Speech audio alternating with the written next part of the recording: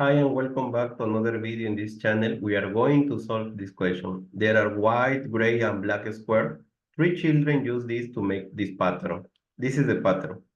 First, Annie replaces all black square with white square. Then Bob replaces all gray square with black square.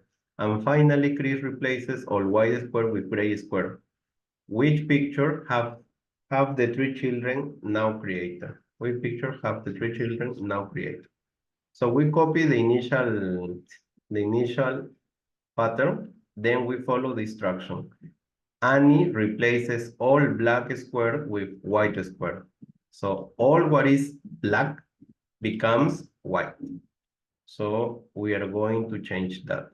This is black, this will become white. That's the instruction. Annie did that. So this is now white and this is now white. That way. We continue reading.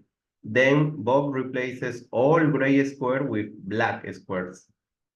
The gray will become black. So this is black, and this is black. Finally, Chris replaces all white square with gray square. So all what was white becomes white, gray. This, this, and the last one.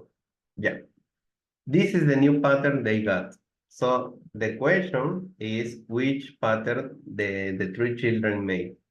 See, so we only need to compare and see what is similar. So the answer is clear, I think, is letter A.